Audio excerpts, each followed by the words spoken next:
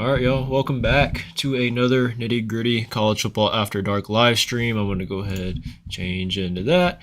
There we go. We should be good to go. If you guys are currently here right now, welcome back to the channel. This is I think our fifth live stream now that we've done, and we've had a lot of fun. Those of y'all who've joined us before know we get straight to it. We're talking. It's probably one of the best streams you can come to if you're trying to look into college football news and betting lines and everything. And we got a lot to cover today, Aiden. I mean, we're going to go back a little bit and talk about last week's slated games. And I want to start with Oregon and Washington first and foremost. And Dan Lanning is a great coach. He's a coach that I really enjoy watching. He played, defensive coordinator at Georgia a couple years ago, and he's a tremendous coach. He gets his players ready to go. But he probably made one of the dumbest moves in all of college football that I've seen this year. I'm talking to go close to as bad as the Miami and Georgia Tech blunder, where Mario Cristobal didn't take a knee. So in case y'all didn't watch the game, some of y'all saw the result. Washington won 36-33. So Oregon had the lead with a couple minutes left to go in the game. It's 4th and 2 or 4th and 3. I can't remember what it was. Oregon has the ball midfield, 4th and 2. What do? You punt the ball. Right, you make Washington drive the distance, make them go 80 to 90 yards, and Dan Lanning doesn't do that. He chooses to punt the ball. He chooses to go for it. They don't get it, and Washington scores on 2 plays. Oregon gets the ball back. They could drive down the field. They missed the game-tying field goal. Aiden, I'm just going to go ahead and be real with you. That is probably one of the biggest blunders in college football I've seen this year. So I guess one question I would go ahead and ask you right now, that's an emotional loss for Oregon. And yeah, for sure. Looking down the line in terms of Oregon's schedule, who they have remaining, they have a lot of tough teams. How much do you think that loss is going to play a role this upcoming week, with that being an emotional loss and going down the line? Yeah, Oregon has a tough schedule, but you talked about it at the beginning there. Dan Lanning's a great coach, and they believe in him, and he's turned this defense around. Penix was dotting him up, but he is – top 2 quarterbacks in this draft class. And since he transferred from Arizona State or Arizona, he's become a completely different quarterback in this pro-style system that had over 3 receivers with over 400 yards coming into this game. So they had a collective effort offensively, Washington did, that led to this win against Oregon, mixed with some big-time stops from that Washington defense. That pass rush was getting to Bo Nix at the end of the game, and, Bo Nix's red flags flared. Since he's been at Auburn, the pressure sometimes causes his feet not to be right, and then when he goes to make throws, it's inaccurate, and that's what we saw at the end. Washington stepped up and got it done when they needed to. But I think as far as that play call goes on 4th down, Dan Lanning was just being consistent with what he was doing all game. He was being aggressive all game, going for it on 4th down, and it had worked up to that point. And if he would have gotten it, we would have been saying how great of a call it was for Dan. Some people would have been saying how great of a call it was for Dan Lanning. That's just how college football goes. Do I think it was the best call? No, but it's like the same thing with the Chargers. Their head coach has been going with the analytics and going for it on 4th down, and, it hasn't been going well for him, and he's just been sticking to it. Some guys just stick to the analytics, and, in this new modern era, you're seeing a lot of coaches go for it on 4th down, and you have to live by it or die by it. I know you played a lot of Madden, bro. That's how they play in Madden. You're going for it on those 4th downs. You're putting everything that you have, all the chips, into the middle, and for Oregon, unfortunately, it just didn't pan out. But going forward, I think this Oregon team can be okay. Be interesting going forward for the Pac-12. Of course, USC losing to Notre Dame. They play Utah this week. The Pac-12 is about to figure itself out. Oregon and Washington played each other this past week, but a lot of the best Pac-12 teams are yet to play. Yeah, the Pac-12 is about to be a gauntlet. There's about to be a lot of bloodshed. I don't think, and this is just my personal opinion, you could either agree or disagree. Those of y'all watching can either agree or disagree. I don't think there's any Pac-12 team that's winning the rest of their games on their schedule. Not one. Not Washington, not Oregon, not USC. I think every one of those teams, with what games they have coming up and the amount of games in a row that are tough that they're going to have to play, every single Pac-12 team is going to lose one at some point in the regular season. I don't know which games. I don't know who's winning against who or who's beating who. And I don't know who's making the Pac-12 title game. I have no idea. But like you said, Aiden, the Pac-12 is going to figure itself out. really curious. Like, if someone was to sit me down and tell me who the top two Pac-12 teams are going to be at the end of November when the conference championships come around, I have no idea. I really don't. But it's going to be a lot of fun to watch and watch it unfold. Moving on, I'm going to talk a little bit about last week still. We're talking about SEC. Tennessee got a big win, Aiden. This is a game me and you watched together. It was a great game. Some people are going to look at it and say it was sloppy, and there were some sloppy play in this game, but nonetheless, I mean, that's just good, big-time SEC football. Some good defense. Offenses struggling to move the ball. That's just kind of how it goes in some of these SEC games, or how it used to go back in the day. Very traditional game. You're the Tennessee fan, man. I'll let you talk a little bit about it. Yeah, Coach Banks, the defensive coordinator for Tennessee, dialed up the pressure against Texas A&M, and who would have known that Tennessee and Josh Heupel would have been able to build such a good defense so quickly into his tenure. He's known for being an offensive guy, and of course the offense was there last year, but we know with Joe Milton this year, it is a different offense. We've obviously been leaning on the run and been efficient there, but defense was the main story of this game. They constantly stepped up. James Pierce had himself a breakout performance, and he was pressuring the Max Johnson all day long, backing up a lineman into him. Even whenever Max Johnson was able to get the ball out, which I thought that he was doing a great job of standing in the pocket and taking the hit to deliver some good throws, and our coverage on the back end was tight. I thought that this was a game where our defense really came together, secondary and the front seven. Our front seven before the bye week led the SEC in sacks. Texas A&M took that mantle during our bye week. We came out and performed, but the secondary is what impressed me. Kamal Haddon, people have been having polarized opinions about him. He had a great game. The other corner had a great game, had an interception, but it all started from the pressure that we got with James Pierce and Tyler Barron, and offensively we weren't able to score, and we were down until midway through the third quarter. Now we were driving the ball, but just like we mentioned with Dan Lanning in Oregon, some questionable calls to go for it on fourth down, in field goal range, maybe instead of taking the easy points. But I don't know, Drew. What did you think about that? I'm all for the aggressive play calls, and maybe the first time going for it, but the guy you have at quarterback. That we'll talk about that in a minute. With Joe Milton, but would you just take the points, or would you consistently be going for it on fourth and short? When you're in a situation where you're playing games that have the potential to be close, I think, especially in the SEC, you got to take the points. I get it. It's very easy to feel like you have the momentum and you want to go for it on fourth down. But at the same breath, when you get points on the board, it's just kind of a relief off of your shoulders. Just because how fast momentum can swing, Aiden, it's one of those deals where, like we've talked about with Oregon and Washington and Dan Lanning, that whole deal, it's great when it works. It's great when you can go for it on fourth down and get it. You can win a lot of momentum. But at the same breath, if you don't get it, you're going to be heavily criticized about it because momentum swings so fast. Other teams are going to be able to build off of that.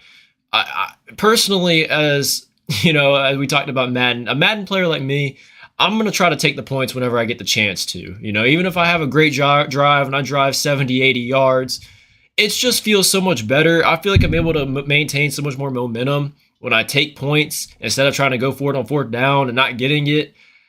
I'm probably a little more conservative of my mindset on the game, that I'm probably taking the points in situation. So that's basically my long-winded answer to that.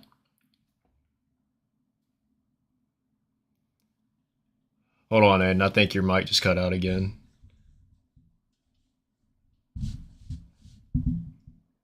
Your webcam's still on, but the mic's out. Not picking up anything. Maybe it'll come back.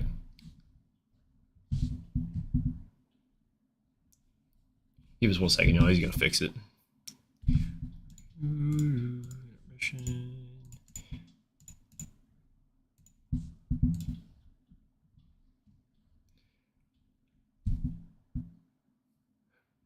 For those of y'all tuning in, if y'all haven't already, please leave a thumbs up, subscribe, and be sure to ask us questions in the chat too. I mean, this is a stream where we like to interact with our viewers, and we're more than welcome to answer some questions for y'all. If y'all want to ask us about a topic y'all want us to talk about, we're more than happy to do that for y'all. I think Aiden just came back. Aiden, can you hear me? Yeah, okay. Okay. I'm sorry. All right, we're all set. About the Tennessee A&M game, though, you have to take the points when your offense has driven down the whole entire field. I get being aggressive and maybe going for it at first, whenever, you have your foot on the gas, like you mentioned, and you want to keep the momentum going. But you have to go with the flow of the game. It was a low-scoring game. We were getting down into the red zone, because of the run game. But let's not forget, Texas A&M has one of the best front sevens in the SEC. So they were stopping the run, on third and short, and it's 4th and 1. And the play calls in that situation were questionable. I don't know why we're in shotgun on 4th and short, doing a sprint out option with Joe Milton. He just needs to, be under center and either hand the ball off or quarterback sneak it.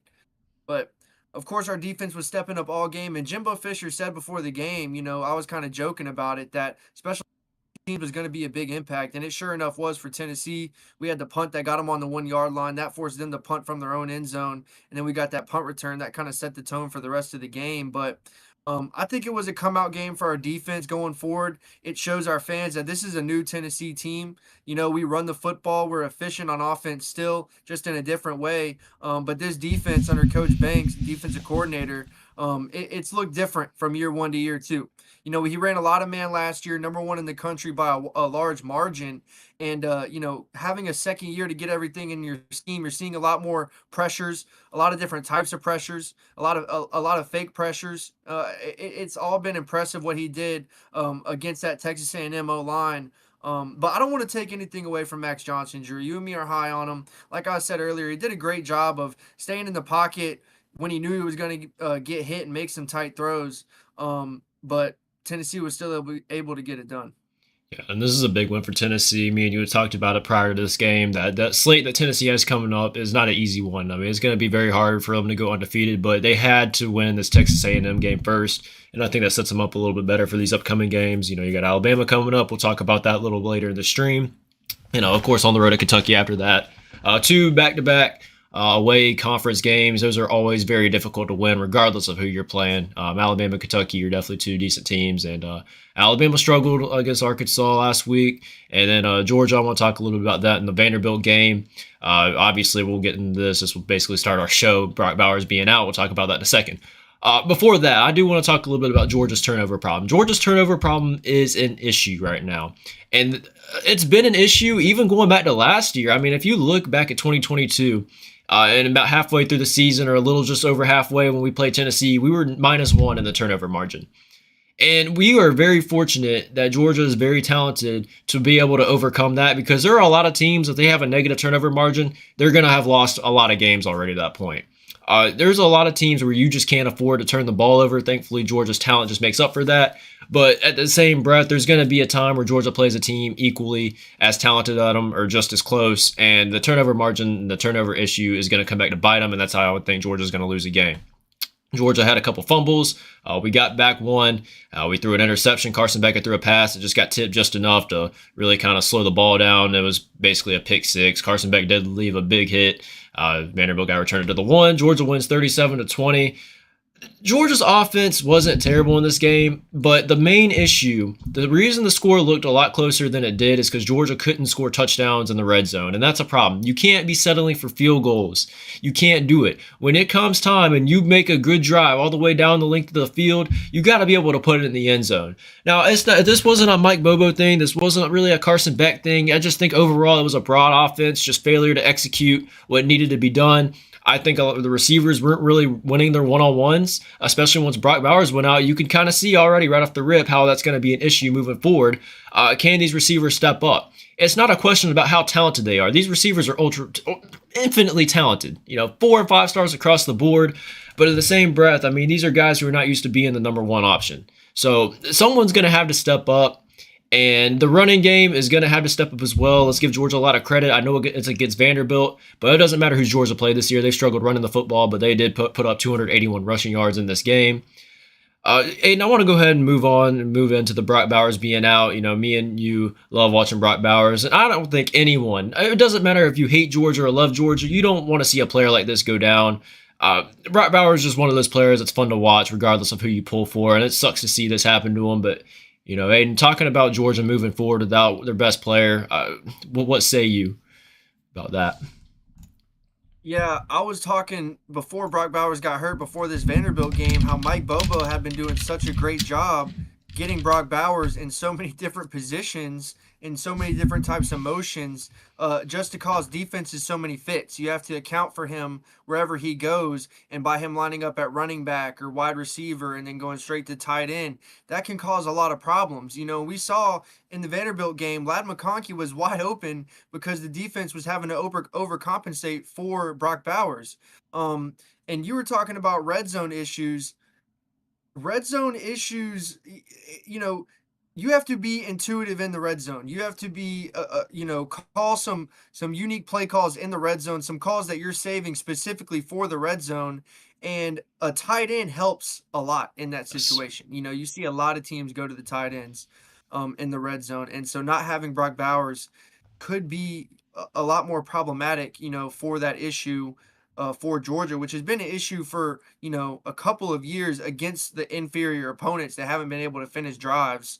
And that's one of the biggest things that I think it is that no matter how hard you come out, if you're Georgia, you know, they're not coming out as hard against Vanderbilt as they are at home versus Kentucky. You know, that's just a matter of the fact. These guys go against better dudes at practice. And you talked about the rushing being an issue for Georgia so far this season, 280 yards. Uh Vanderbilt's D line was getting torched, destroyed by Georgia's O line. And Edwards, that running back, he was, you know, he had a couple of really big runs that helped Carson Beck out, you know, because he didn't look bad. And Carson Beck, he's a guy, he could keep you on schedule. You know, he's not going to lose you a game. You know, he will move the ball down the field. Now, is he going to take the top off a defense? I don't think so. I think Brock Bowers was the key to a lot of that, and that's been his issue throughout this whole season, right? That's been why a lot of fans have been hating on him. He can't connect on the deep balls. And I think in the Vandy game, you know, that came apparent once again. Yeah, absolutely. And another thing too is the receiver issue that we've had in terms of a couple key players that we've had in the past that have just been, you know, such big weapons for us. Primarily, Arian Smith. We talk about, you know, you just mentioned taking the top off of defense. You know, Arian Smith's one of those guys. He's that fast track speed runner. Speed, and we used to be able to rely on him to kind of take the top off the defense, or at least pose a threat of doing so. And he did a good job of it last year, but drops have been a big issue for him. I think there was once or twice in this Vanderbilt game. He's already had 7 drops total this season. 7. He has more drops than receptions, and that you know that kind of speaks for itself. Arian Smith had another drop in this game that would have, you know, took the top off the defense, and that right there, I think, was just one of those momentum-killing kind of things. You don't get to take you don't have as many opportunities to take shots down the field, and when you do get those opportunities to do it, you got to be able to convert them, or else, you know, it's just kind of a punch to the stomach. And I think that's a thing that Georgia's going to have to figure out. You got to be able to go deep. You got to be able to take some deep shots. I think Georgia has gotten a little better at doing so. I think Carson Beck feels a little more comfortable now, and that Bobo's able to call plays for him to be able to do that. But at the same time, there's going to come times where Georgia's just going to have to take some deep shots, and they didn't. Moving back to the Brock Bowers thing, though, do you got something you want to say? No, go ahead. Go Okay. ahead. Moving back onto the Brock Bowers thing, though. There's going to be a lot of people that are going to be talking about if the scenario that, say, Georgia was to lose a game. I'm just speaking for Georgia fans because I know how a lot of Georgia fans are. Some people are ready to panic and say that Georgia season's over with and that they're going to have a lot of losses coming up. I've already seen people in the comment section saying Georgia's national title chances are over. They're going to lose 2 more games this season. And that's just simply not the case. Georgia has 85 scholarship players, just as much as anyone else. Georgia also has one of the most talented rosters in all of college football. Kirby Smart and these coaches get paid millions of dollars to figure this shit out. They know that sometimes they're one play away from their best player going down at any moment. I think Georgia is capable of overcoming this Brock Bowers injury And the only reason I'm bringing this up again is because of just some of the stuff I've been reading on social media, and really including Georgia fans who are already kind of throwing the season away. We're 7-0. We've won 24 straight games. We're 40-1 in the past 41 games. Kirby Smart knows how to win some fucking football games. So he's gonna have you got to have faith in him to be able to figure this out. I know what the Brock Bowers injury is bringing in and what it's gonna do to this Georgia offense. You're not gonna get better when you lose your best player. So I know Georgia's offense is going to struggle a little bit, but that's just something random I just wanted to bring up and talk about real quick because it kind of pissed me off when I saw a lot of these Georgia fans kind of ready to throw away the season. I'm supposed to be the pessimistic one. I'm supposed to be the one that's, a lot more critical than a lot of other people. So for me to see that, People was are just just surprising. emotional about the dogs. You know how it goes being a Yep. Georgia fan. People are just quick to be super amped up or super depressed about the dogs. And the Brock Bowers injury is a massive injury. Brock Bowers was in the Heisman conversation as a tight end, considered to be one of the best tight ends since like the 1940s, you know? So losing him is going to be a big problem. And you mentioned, some other weapons not being able to step up. I was going to say earlier, Lad McConkey is going to have to take a much bigger role in this offense without Brock Bowers. And he's been, in and out with injuries. He's had it's a back problem, correct? It's a He was back coming out problem. of the Vanderbilt game in a couple of key third downs, relatively early in the game, because of that injury, and he's going to have to take a bigger role with Brock Bowers being gone. I talked about Edwards earlier, that running back you guys have. He's solid, but you've said this multiple times. He's not a guy you're going to give the ball to, first, second, and third down 3 times in a row in between the tackles. He's just not that guy. So going forward, I think that this Georgia offense, I wouldn't be surprised if we saw a little bit more hiccups because Carson Beck has shown that, he's not the most accurate guy past 20 yards. Like he can manage a game and he'll be able to throw the 10-yard hitches and keep your offense on schedule, but he's not going to be able to take advantage of some of the deep shots downfield. And I think that some of the better SEC teams will be able to play a little bit more aggressively on defense, knowing that. Yeah, absolutely. Well, thankfully for Georgia too, they get a bye week. I know obviously Pratt Bowers is out. They said roughly 3 to 6 weeks. I'm no doctor. I don't know much about the injury in itself. There's no telling when we're going to get him back. I think you would kind of have to prepare for the worst though, and just assume that he's probably going to be out for the rest of the regular season. So if that's the case, I feel like a lot of this bye week is going to be spent, game planning around that. And this bye week really couldn't have came at a better time.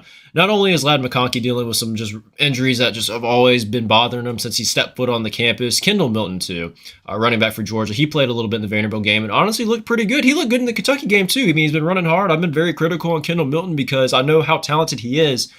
And I'm always hard on him because I feel like he could be so much better. But his main problem too is he can't stay healthy. I mean, ever since he stepped on foot on the campus of the University of Georgia, the dude either has a knee brace on or he's limping around. You'll get him back for 1 or 2 games. He'll play 1 or 2 games and then boom, he's back on the sideline. A camera pans back to him with a fucking knee brace on. And I'm not trying to bash the dude for getting hurt because I get it. Injuries happen in football. I mean, me and you, Aiden, both had our fair share of injuries. And I do wish Kendall Milton the best. But we got to find a way to somehow stay healthy, man. I mean, it's just been a big issue for us. It's not just Lad McConkey and Brock Bowers, but Kendall Milton. I can name a couple other guys too who just always seem to find their way in the injury tent. Georgia's going to have to find ways around this. They got a couple weeks to figure it out before they play Florida. I don't know what the line is for that game, if it's even out. I know initially, like yesterday, I think it was 20.5, but I think they might have taken the line down because of the injury to Brock Bowers. We'll see. Moving on, due to time reasons, we're already at 30 minutes. Damn. And we got a big game coming up for you as a Vol fan. Tennessee and Alabama. This is going to be a game, a must-win for really both if they have any aspirations of making it to the conference championship. This is one of the biggest games on Tennessee's schedule, as it is as always. Revenge game for Nick Saban, but with a different quarterback and a completely different feel this year compared to where they were last year offensively. A lot of playmakers are gone now for this Alabama team. Alabama does. Both teams, 100%. Alabama gets this game at home. Aiden, you're the Tennessee man. I'm going to go ahead and let you open it up, what you're feeling about this game and what you would like to see for this Tennessee Vols team. Yeah, so of course in that Texas A&M game, a lot of Vols fans said that was going to be a good litmus test for this upcoming gauntlet we have. Alabama, Kentucky, or Missouri, Kentucky, or whatever it is. It's a rough slate of games coming up. So that Texas A&M game was going to be a good tell on how good our team is. After that embarrassing loss in the swamp. So we answered the call well, but you saw in that game that Tennessee is a completely different team than what we were last year. I've been talking about defensive coordinator Coach Banks, all day today. What he's been able to do from year 1 to year 2 has been super impressive with what he's been doing sending pressure. And the secondary looks much improved. Kamal Haddon, I was talking about it earlier. He's a polarized figure. Say what you want about him, but he's been getting the job done. Now, as far as this game going forward, Tennessee has the most sacks in the SEC. And we saw James Pierce rather, and Tyler Barron on the edge absolutely obliterating Texas A&M's offensive line, putting a punish on Max Johnson. I think it was 10 quarterback hurries with 4 or 5 sacks. An absolute clinic from our D-line. We're getting Omar Norman back this week. So that's going to sure us up in the middle. And we are going to be going against a Alabama team that has given up 4 sacks in the last 4 games. They've given up 4 more sacks. So they have not been able to protect their quarterback. And whenever you're talking about going against this Tennessee D-line, you can run into some issues, with the guys we have on the edge, And we've shown that we can stop the run with Aaron Beasley. I think 8.5 points. I get that we're playing Alabama at home, but I mean, Arkansas came back on them at the in the second half of the game that they played this past weekend. But I think that Tennessee is equipped to win this game. I think Tennessee is equipped too, and I would feel infinitely better if Hendon Hooker was still on that roster and was still taking snaps from the quarterback. Joe Milton, I can't figure it out with them as much, and it's not just a Joe Milton problem either. We saw in the Texas A&M game, receiver drops are still kind of an issue. I mean, shit, Joe Milton's best throw of the game to Ramel Keaton early in the game could have really changed. He gave Tennessee momentum early on that Texas A&M might not be able to recover from. Dropped a wide open pass. I mean, it literally couldn't have been an easier catch for him. I know catches for Tennessee have been an issue this year, but Joe Milton at the same time, he's due for 1 or 2 hiccups per game, and the interceptions that he throws are really, really bad. And it's just, as from a person who's watched a lot of football, when you see a guy at that level that's played so much college football continuously make mistakes like that, you just almost have to think it's just inevitable to happen at least once a game, right? I mean, this is an Alabama defense that Tennessee's about to go up that I think is really, really good. This is a defense that's really much improved. Tennessee's going to have to really dig deep here, I think, if they're going to really want to score anywhere close to where I think they need to score in order to win this game. But in the same breath, Aiden, I think Tennessee's defense, you talked about it, about their sacks and just the secondary overall as well. They played during the course of the season, really. I mean, this isn't just a 1 or 2 game thing where Tennessee's defense has looked okay. Tennessee's defense, I think, has looked good more times than not. And Tennessee's defense is going to have to show up and put pressure on Jalen Milroe, because I'm here to tell y'all now I'm not very high on Jalen Milroe. I don't care what he did in that Texas A&M game in the second half. Jalen Milroe is exactly who you think he is. He's not just some magic, NFL talent thrower of the football. He's a guy that just doesn't know what he's doing when he gets under pressure. And this couldn't be any more of a nightmare matchup for him in this game. So I think Tennessee's going to be coming after him. And Jalen Milroe, similar to Joe Milton, is prone to making at least 1 or 2 mistakes or interceptions a game. I personally think that whoever wins the turnover battle in this game is going to win. And I know that sounds kind of obvious to say, because more times than not, that's really what happens. I think Tennessee right now is looking a lot better than what they did earlier in the season, primarily when they lost to Florida. I think they have taken some steps forward, again, with the defense. And I'm a lot more confident in Tennessee's ability to win this game now than I was a few weeks ago. So we'll see what happens like that. It's 8.5 for the spread. Is that correct? Oh, I think he's lagged. I didn't even realize this thing was frozen. We'll probably get him back here in a second. I'm going to check the spread. Yeah, Alabama's 8.5 point favorites. I'm going to go and go to intermission while we Get him back.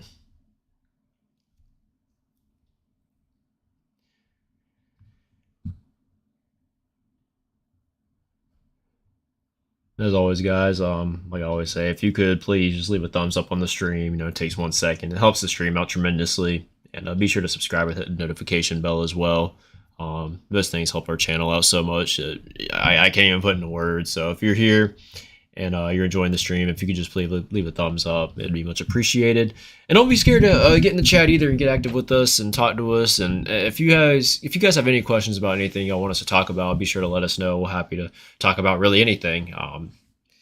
You know, I know we have segments planned out and everything for the show, but we want to be able to interact with you viewers. And I know there's a lot of people in college football or a lot of fans that have a bunch of different opinions. And, you know, we're always open to hearing that as well, no matter how ridiculous it might sound.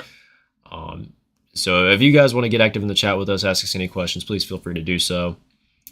And we're still working on trying to get Aiden back. I think his internet is having some issues at the moment, so we'll get it figured out here shortly. Hold on, let me.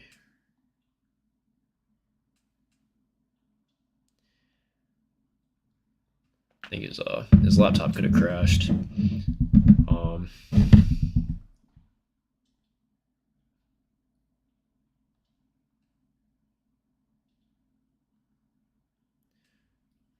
second, guys. I don't think we just got him back. Hold on, let's see.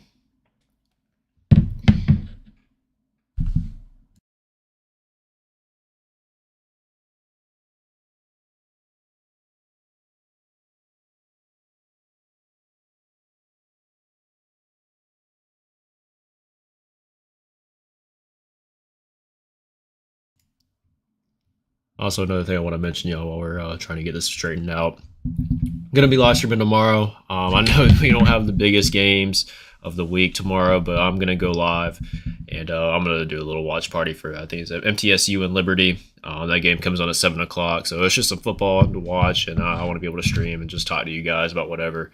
So if you guys are able to make it tomorrow 7 o'clock for that game, I know a lot of y'all just been itching to watch Liberty and MTSU. But I'm more than likely just going to be ready to talk to y'all on that one. But just be sure to tune into that if y'all can. We'd love to see y'all. We're still working on trying to get Aiden back.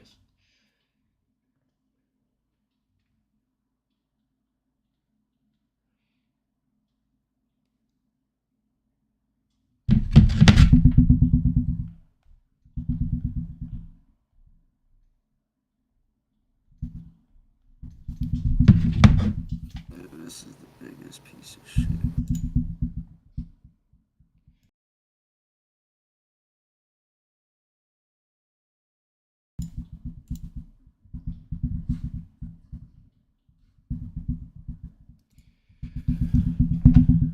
I think he's back in.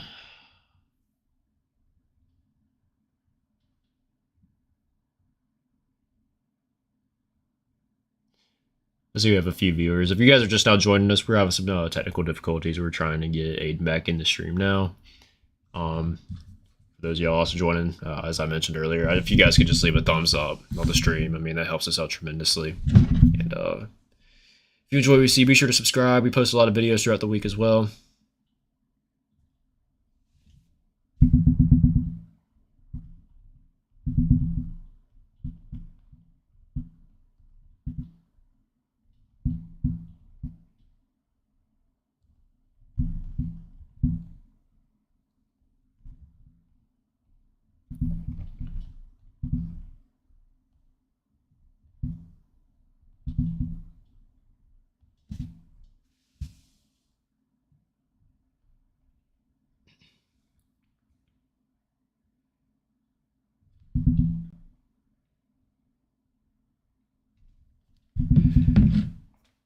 Notice we had a couple of likes. For those of y'all who just liked it, I really appreciate it, y'all. I really do.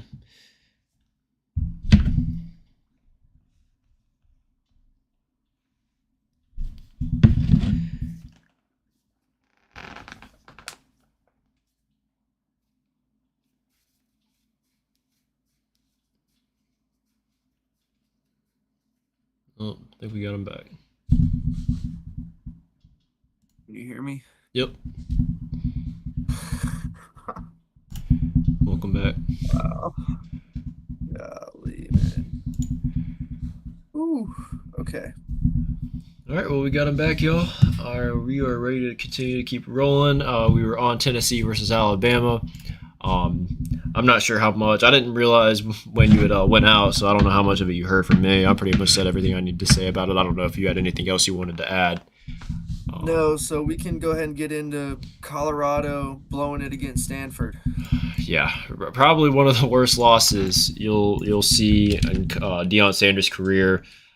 Huge choke lead to Stanford, one of the worst teams in the Power Five, by the way. Keep that in mind. Go ahead and fix that real quick. Yeah, 29-0. I went to sleep at halftime in this game. It was 29-0. Stanford looked as terrible as they always do.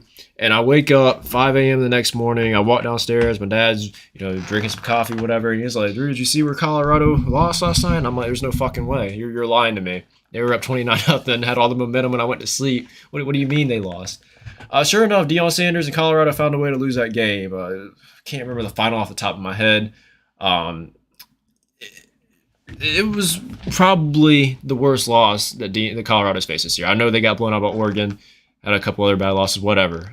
This is one that you just can't forget about. For Colorado, for Deion Sanders, that is going to be a loss that is going to sting. And I think it's going to be one of those games where it kind of beats them twice. I can't remember off the top of my head who they play next week, but I don't know, and I don't. You might have seen the full game. Like I said, I went to sleep at halftime. I watched some highlights. I know the Stanford wide receiver went off, but what must you say about that? Ian Manor absolutely carried him in the second half. In the third quarter, I think he had 2 touchdowns over 60 yards, almost back to back, or maybe one drive in between that. He absolutely had his way with Travis Hunter in the second half. And one thing I saw from Travis Hunter, and I saw from all the other players on the Colorado defense as the game was going on and Stanford was scoring more and more, was like just a bunch of pouting. Like people like throwing their hands up in the air, like just a whole bunch of like, animated action, like, what are you doing? And we've heard Kirby Smart talk about this. That's, you have to take some accountability. You got to stop that finger pointing bullshit. I mean, that's quoting Kirby exactly. And I could tell, hindsight's 2020. I'm not watching. I'm not staying up to watch that game past 1:00, 29-0. But I went back and watched it. Hindsight's 2020. But dude, look at the expression on the defensive players, like just how they were acting. Down like still up 2 scores. The writing was on the wall. Like that defense was crumbling, and was part of it because of the frustration from their offense. Yes. They got absolutely shut out for the majority of the second half until they had to score. Shedeur was able to take them down. But in the first half, the O-line for Colorado was not a problem. Shedeur was able to have enough time to get the ball out to the playmakers. Jimmy Horn is an absolute one of the best receivers in the Pac-12. Travis Hunter was making some plays on offense. They have a bunch of guys at receiver that can make plays, a couple of guys at running back as well. In that second half, that O-line was not able to keep Shedeur protected at all, one bit. And, we saw that that Colorado defense is not good enough to stop anything. I mean, they're softer than a wet roll of Charmin. They couldn't stop a mosquito. But it was bad, man, and they're crumbling. That's the one thing I didn't expect to see. And Coach Prime's talked about all this. He's posting it all on social media, so he's letting you know, like, he's digging in these players. Do you like football or do you love it? Mm-hmm. And that's a question you got to ask yourself, Drew. You're playing against top tier teams in Division I football all the time. This is a young team, a lot of transfers coming in, so you're still going to be going through a lot of those growing pains, and we saw that in the Stanford game. But nonetheless, it was still a monumental collapse for Colorado. And I don't know who they play next. I don't know if you. Yeah, I just pulled it up right here. Colorado has a bye week, and then they go on the road to UCLA. And I'm looking at the schedule right now, and I'm just going to go ahead and be honest with you guys. Where's the win on the schedule? They lost to Stanford 46-43 with the worst team in the Pac-12. They go on the road at UCLA. You play Oregon State at home. You play Arizona. You play on the road at Washington State. You play on the road at Utah. if one of y'all can point out to me the obvious win on the schedule, please do. Colorado's not winning another game this year, I don't think. And again, it's not a knock on Colorado. That's not a knock on Deion Sanders. I think Colorado's already exceeded expectations far beyond what I thought they were going to do this year. I mean, I wasn't even expecting them to win their first two games against TCU and Nebraska, but they did. 4 wins. They've won 4 times the amount of games they did last year. And this is kind of what I expected for Colorado, though, and I think everyone did. We saw what their schedule was like. We knew what Colorado is. They have good players in some spots, but overall depth is an issue. And then you mentioned it too about Deion Sanders. He's very big on, do you love this game or do you like it? And he mentioned that if there's a post-game video up of him talking to the players after that Stanford loss, and that's one of the main things he quoted. You know, you got to be able to love this game at this level, because if you just like it in Power 5 football, you're not going anywhere. You're not going anywhere near where you want to go. So a lot of those players have some deep soul searching to do. And I personally think if Colorado wins another game on the schedule, it's going to be a miracle. I don't think they're making a bowl game. I can't remember my record prediction for them was. I think it was 4-8. So as of right now, if they lose out from this point forward, I'll actually have gotten that right. And people who said Colorado was going 9-3, 10-2 are fucking crazy. By the way, it's not happening. It's simply not happening. Yeah, no, their D line is just not good enough. Their O line, they're just too small. They're simply too small. No secondary in the country can guard a receiver for over 6 seconds. You know, it's just not going to happen.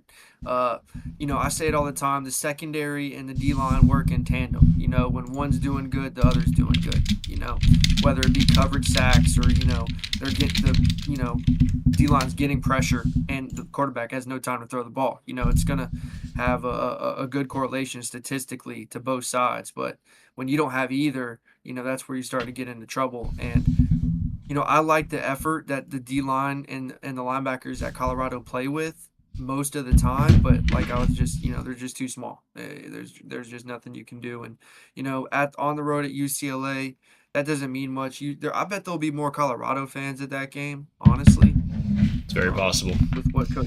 with what Coach Prime's done there and how notorious UCLA fans are, or the lack thereof. But yeah, the attitudes mid play and the pouting from the defense, that's all stuff that I don't expect to see from Coach Prime or from a team coached by Coach Prime, And I know that over the bye week he's going to have that stuff ironed out. He is not going to deal with that stuff. I've been watching the player meetings or some of the excerpts from the player meetings and what these coaches are saying, and they're lighting these boys up. Yeah. So I wouldn't be surprised. I said I think 5 to 6 games for Colorado. And I was really thinking 5, but they might be able to get 6 done. Because that offense, it can score every single possession. If they give Shador just enough time to throw the ball, they've shown that they can do that. It's not. Hiccups happen all the time for offenses. Look at USC against Notre Dame. Caleb Williams threw 3 interceptions. He's widely regarded as the number 1 quarterback, but the offense is still sputter. But speaking of Caleb Williams, I was just thinking this. He's had a couple of interceptions the last couple of games. Yeah. And against Arizona, he gave their defense a couple chances, and it was just drop picks, Mm-hmm. I don't know what that is from Caleb Williams. Maybe trying to just do too much. I don't know, but we'll see. Yeah, what's up, Shag? Yeah, Caleb Williams and USC. I'm starting to think that the pressure that defense is starting to put on the offense is starting to come around a little bit. I mean, that USC defense is really, really bad. And I'm not blaming USC's defense for that loss to Notre Dame. I mean, 3 interceptions. I mean, what more do you want the defense to do, especially USC's? USC has a tough slate of games coming up, too. We are planning on, doing a video kind of previewing the rest of the Pac-12 because, there's a lot of teams left that have 0 wins. 0 losses in conference play or 1 loss that just have so many tough games coming up, USC being one of them, and I think USC is one of those teams. I think, unfortunately, he's going to lose another game or 2, especially if Caleb Williams is coming out and turning the ball over like he is. And I have more faith, though, in Caleb Williams turning it around than USC defense. That's just cool, set in stone. And until that defense gets it figured out, USC's losing a game or 2. I'm sorry. Oh, you about ready to do some betting lines? Yeah. Let's Let's do it. Let's get into it. I let's like do my it. two picks today. All right. I'm gonna go ahead and flip over to this screen. Boom. If y'all are in chat, if y'all could let me know if y'all could see this pretty clearly. You got the lines. This is for next week. This is starting with Middle Tennessee State and Liberty. So this is the Tuesday games. Aiden, I want to go ahead. You want to go ahead and do your locks first? Um, I mean, no, go ahead and do whatever you had in mind. We can get to those. Yeah. Okay. Well, we'll go ahead and jump to the 21st, which I believe is Saturday. A couple games I wanted to mention. So this will go ahead, and I'm going to go ahead and tell you now. This is my lock. You got Central Florida on the road to Oklahoma. Central Florida team that has got absolutely destroyed by Kansas. I think it was 55-21 or something like that. Central Florida had a bye week last week, but Oklahoma 18.5 points. I think they got their bye week at a really good time with that just super emotional win over the Texas Longhorns. This is a Central Florida team that's not the worst team in the world, but they're nowhere near good. The first year in the Big 12. The 18.5 point favorites for me, though, just seems really low, especially with Oklahoma being at home. I know what their last game was and how emotional it was, but they had a bye week to get over that. And I think Brent Venables is a really good coach. Good coaches tend to take advantage of bye weeks, and I think he's going to be able to do it in this game. I mean, come on. I mean, can we see a scenario Oklahoma wins this game like 38-10 or 38-14? I mean that just kind of sounds like the score I would think would happen in this game. So give me the 18.5 for Oklahoma. Yeah, UCF before they entered the Big 12, we're coming off the tail end of a couple coaches that use that program as like a stepping stool to further progress their coaching careers. And right now, I don't think that they're prepared to be in the Big 12. And you've kind of seen that so far. They were kind of overrated at the beginning of the season until they played Kansas, and Kansas put it on them. They lost their quarterback in that game. The backup came in, and they still put it on them. So that really, tampered people's expectations with UCF, kind of set them back down. But I think in that Oklahoma game or that Oklahoma Texas game, Dylan Gabriel, that was like one of his Heisman performances. Put him on the map as a Heisman candidate. And this Oklahoma offense can score every single possession, and that's what Lincoln Riley, that's the stain that he left. And it's not that it's a bad thing, but that's what he left on this Oklahoma program. And by bringing in a defensive coordinator like Brett Venables as the head coach, he's absolutely changed that defense. They are a problem on the front seven. Their linebackers are fast to the football, like side to side speed, not just down the middle. And I do not see UCF scoring a lot of points in this game. Now, I wouldn't touch it because 18.5 is just a lot of points. Who's to say that they won't let up or pull a Georgia like they did last week against Vandy? Yeah. So, I mean, of course, I think 2 touchdowns, I'd say comfortably, like comfortably 14 points. I'd probably lean more towards 18 than and taking Oklahoma than UCF for sure. Moving on. Bovada has this game at 1 o'clock. I think they play at noon, though. This is the biggest game of the week by far. We got Penn State traveling on the road to Ohio State. Ohio State 4-point home favorites in this one. And it's time for James Franklin and Penn State to finally beat either Michigan or Ohio State. I mean, when you look at Penn State, they're a really good football team every single year. They win pretty much every game they're supposed to win, but when it comes to these just big time games that decide their season in terms of whether or not they make it the conference championship game or not, they can just never get it done. I'm not going to say it's do or die for James Franklin. I mean, he's going to be there for as long as he wants to be. Penn State's a really good football team, but I think if there's any year that Penn State's going to do anything or make some noise and maybe come out of the Big Ten and make the playoffs, I think it's going to be this year, or it's got to be this year. Ohio State, like I said, 4-point favorites. It would be a lot easier for me to pick this game, I think, if Penn State was at home. I like Penn State's quarterback. Their running backs are amazing. Penn State's defense is legit. Ohio State's had some question marks, and I've seen a couple times this season where Ohio State struggled in some games against some inferior opponents. It's all going to depend, I think, on what Ohio State team shows up. I think Penn State. Spoiler alert for the preview predictions coming out. We're doing one on this game. I think Penn State gets it done. Give me Penn State as the upset pick over this Ohio State team.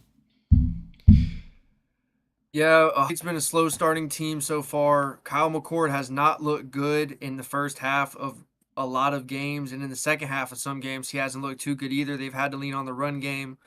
Ohio State's O-line hasn't been too great. You mentioned it as far as Penn State goes. They have a young quarterback that they really like. People are saying he's going to be a future number one overall pick.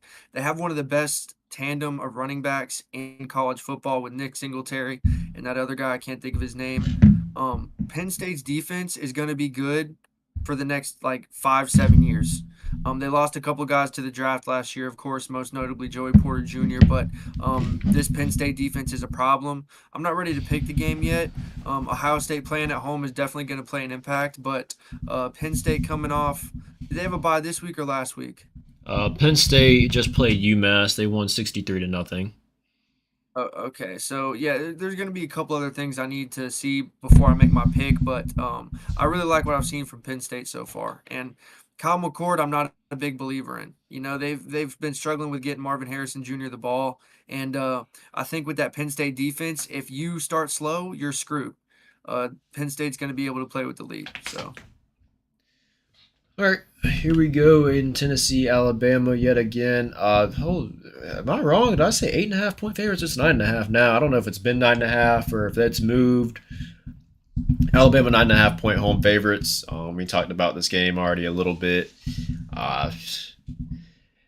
Personally, in my opinion, Alabama hasn't really showed me enough where I can comfortably pick this game. I mean, they just played one of the worst teams in the SEC, Arkansas, and only ended up winning that game by 3.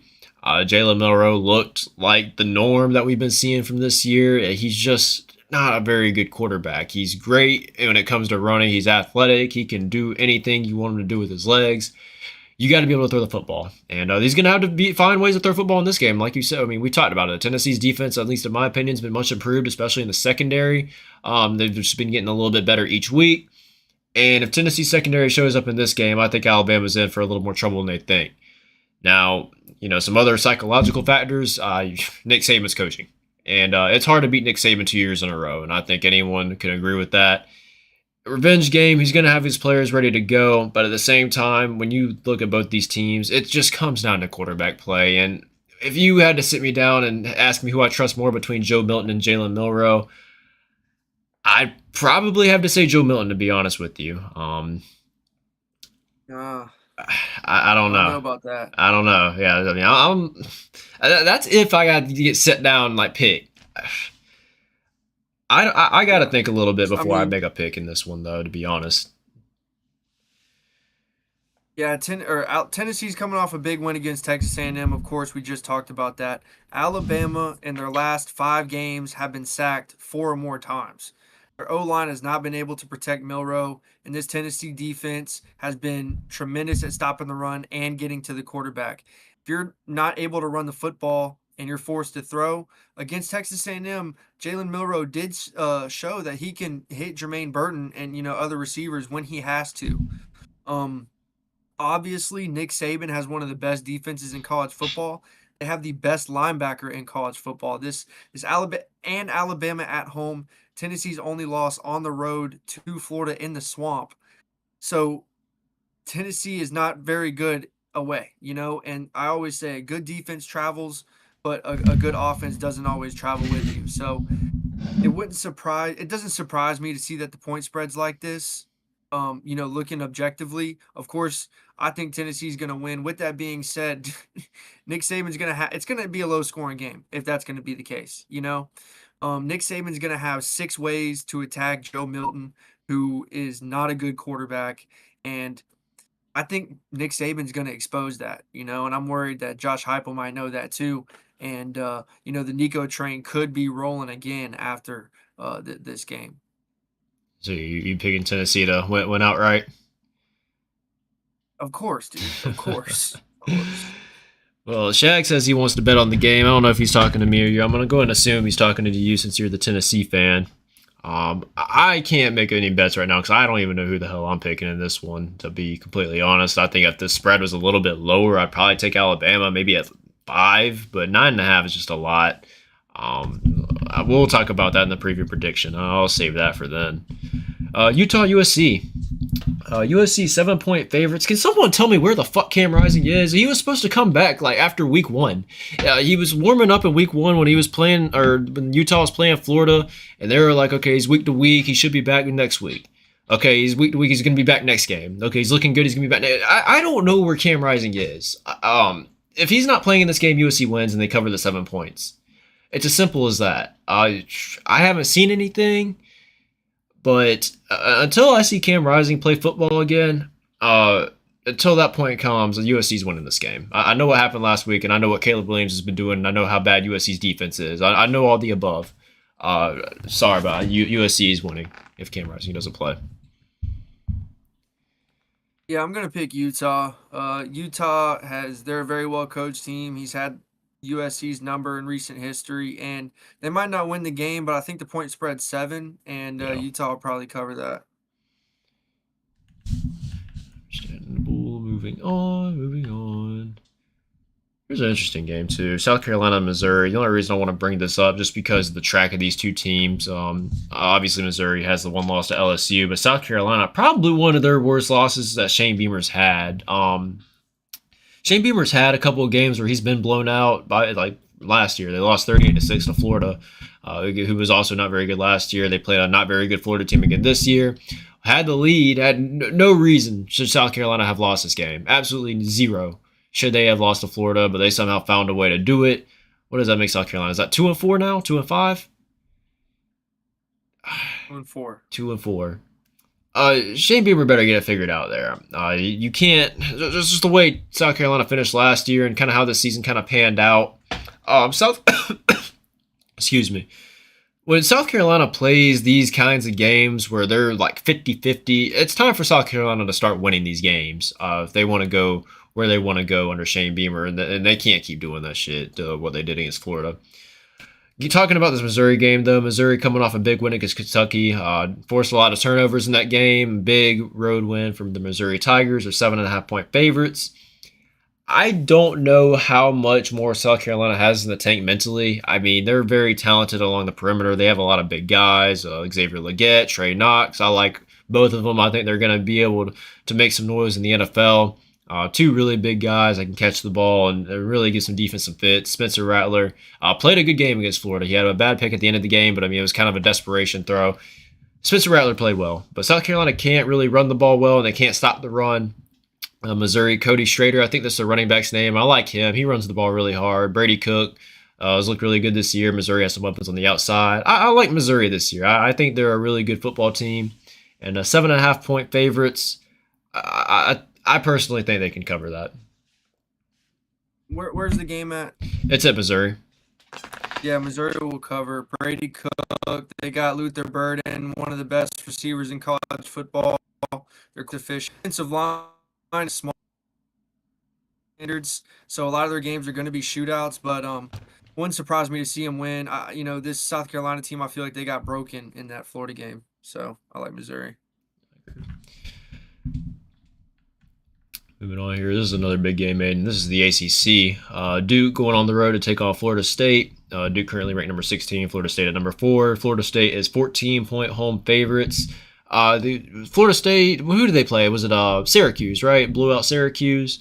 Florida State's been looking really, really good. They had one bad game against Boston College, probably their worst game of the season, but nonetheless still undefeated, found a way to win. Undefeated, looking to keep their undefeated season alive. 14-point favorites, though, over a Duke team that has a really good defense. Duke has had some struggles on the offensive end. They're going to have to figure that out if they want to go on the road and win this one, though. Obviously, I think Florida State wins the game. 14 points, though, my gut instinct is telling me that Florida State can win this game by 2 touchdowns, but it's such a big game. It's an emotional game. Weird things can happen. Offenses can get nervous and shut down a little bit. I wouldn't touch this game. I don't know what you would do, Aiden, but I'm personally not touching this. Yeah, 14-point favorites. Florida State should have lost against Clemson. Clemson gave that game to Florida State. Mm-hmm. Of course, they got a lot of hype because of Keon Coleman and Travis Hunter and a couple other transfers that they've gotten, and they have been getting better and better over the years. Of course, Duke losing their quarterback, that is a big factor why this point spread's so big. 14 points. I don't think the game will be that, or I don't think Florida State will cover the 14. Duke's defense is too good. Um, Against good defenses, Florida State's been able to get it done, yes, but they have not played a defense like Duke. So Right. Duke. All right, let's see what else we got. I think that's about it for in terms of games that I really want to cover. As far as my luck, I really do like Oklahoma against Central Florida. I mean, it is a decent amount of points, but I think Brett Venables can get it done. And I know you had a couple picks that you were really excited to talk about. What games would that be? Yeah, Texas Tech minus 4.5 at BYU. Texas Tech obviously runs an air raid offense. They're on their third string quarterback. That's why they lost to Kansas State last week. And their third string quarterback threw a couple picks to keep him out of the game, or to get him out of the game. But he's a true freshman, so those mistakes are going to happen. With a week to game plan against BYU, who's coming off a 41-11 loss. They will have a game plan where they're, kind of able to keep him in a box against BYU and be relatively safe. So minus 4.5, I'm hammering Texas Tech. They've been pretty good to me throughout the season. Against Kansas State, they let me down, because of the quarterback going down. And also Kansas State minus 4.5 versus TCU. TCU's quarterback went down last game. He is not going to be playing in this game. Kansas State, they don't know which quarterback they're going to start with. They had a true freshman rush for 5 touchdowns last week. Okay, so they kind of got a dual threat thing going on at quarterback. Their defense is good enough to stop TCU. TCU's quarterback has had troubles with picks this year. They got a decent running back, TCU does, but Kansas State will win this game by more than 4.5 points. So those are my two locks. I like Texas Tech and Kansas State, both minus 4.5 this week. Oh, there you go. That's it for the betting lines. I don't know if anyone's in the chat. If there's any games y'all want us to talk about, be sure to leave it down below. We'll discuss it with you. I'm gonna go ahead. We're gonna go ahead and talk a little bit about the AP polls that just came out. And while I get that up, I'm gonna go ahead and put y'all in intermission really fast. Let's pull this up. I should have already pulled it up, so I apologize. All right.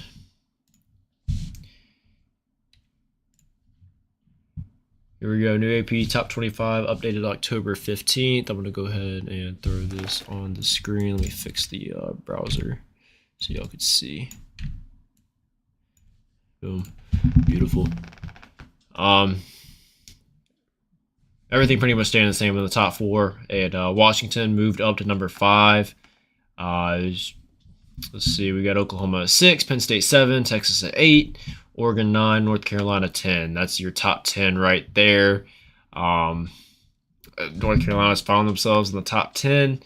They have a legitimate shot of making it to the ACC title game. I can't remember. Do they play Florida State this year? Are they in the same? I'm drawing a blank on the divisions right now. Do you know, Aiden? No, I don't. Okay. Nonetheless, North Carolina still has a legitimate shot of making it the ACC title game. Florida State, North Carolina are definitely the top 2 teams there. Let's see, we got Tennessee moved up to 17th, jumped 2 spots after winning against Texas A&M. Notre Dame has jumped up to 15 after USC that went over them. So that's really the biggest movers I've seen in this. How about Air Force? Air Force is a legitimate good football team, y'all. Coming off the win against Wyoming, 6-0. They found themselves in the top 25. And when you take a look at this top 25, is there anything that you really want to discuss? Anything that catches your eye? I love seeing Iowa up there, even though they're at 24. Their offense has obviously been keeping them back, but they're one of the best or best defenses in football. Duke over Tennessee, stuff like that doesn't make sense to me. USC dropping down to 18, that's a massive drop. Yeah. That's a massive drop. That's kind of more where I see like a Oregon State as well. I mean, you're telling me if Tennessee and Oregon State played, would they have a chance? If Notre Dame and Oregon State played? I mean, USC would be favored against the Oregon State. I mean, I don't know. Um, I know it's kind of based off what you did and not who would win, Yeah. but I think Florida State's overrated. I mean, I said that earlier. Washington at 5. I think Washington will probably end up in the playoffs. I agree. Um, Ohio State loses to Penn State and then beats Michigan, and then it could play out weird in the Big Ten as well. But one of those Big Ten teams is going to be up in there. Penn State just dropped because they had a bye week. I hate seeing stuff like that. Yeah, I don't think you should get penalized for not playing. I guess I mean I get Washington had a really big win over Oregon. They've looked really good this year, but it'll work itself out. What conference is there going to be a conference that gets two teams in? Surely. I don't think personally. No. I don't know if the ACC gets in. If I had to choose a conference that doesn't get in, it might be the ACC, just because North Carolina, Florida State. I have a feeling they're gonna lose one game maybe in the regular season, and then whatever happens, I don't know. I really couldn't tell y'all. If y'all are asking me to predict playoffs right now, I couldn't tell y'all. I'll give you a prediction here. I like Georgia, Penn State, Washington, and fuck. Is that last spot for Oklahoma? Oklahoma or Texas. I mean, you got to think Oklahoma and Texas are probably both. They're going to win out the rest of the regular season games. There's not a game on their schedule where I think either one of them is going to slip up on. They'll rematch in the conference championship. So I would assume whoever wins that one, assuming both teams have won out to that I point. like Oklahoma in that game. But yeah, so I guess give me Oklahoma. Georgia, all things considered, I think they might end up dropping because some of the strength of schedule, some of these other teams will have bigger wins. Mm-hmm. But Georgia will still probably be the favorite to win it all, honestly. But that even without Brock Bowers, I think. Yeah, I'll be curious to see. Georgia has the potential to play. Florida could be potentially ranked by the time Georgia plays them. Tennessee has potential to be ranked. Tennessee probably will be ranked. And Missouri has the potential to be ranked, and Ole Miss. So I mean, that's 4 straight ranked games right there. Will that help Georgia's resume? Who knows? I think it would. I guess my 4 teams right now: Georgia, Penn State, Washington, and the winner between Oklahoma and Texas. That's going to be a 50-50. It's hard to beat a good team twice in one year. We'll see. I mean, that's still down the line. We still have another month and a half before we get in the conference championship. But I think that's about going to do it for the rankings. There's not a whole lot here that really catches my eye. Any last words on this, Aiden? Nope. You good there? All right. Well, I think, it's about an hour and 15 minutes. I think that's about it, y'all. If anyone's still here, if you could just leave a thumbs up and subscribe and hit the notification bell. As always, it'd be much appreciated. We do appreciate y'all. Some of y'all have tuned in. We've had a lot of people tune in for this stream. Actually, we've had up to 6 viewers at one point that I saw. So we appreciate you guys for coming out. And like I mentioned, I'm probably going to be streaming tomorrow during the Tuesday games. I know these aren't any barn burners or anything. I mean, but it's just so I can talk to y'all and all that, and it's football. So I'll probably be here tomorrow, 7 o'clock for the MTSU Liberty game. So be sure to tune into that. And we have some videos that we're going to be recording tomorrow and getting out. So if you guys could please show us some love on those videos, leave a thumbs up on those. It's going to be much appreciated. Let's see, Aiden, you got any last words?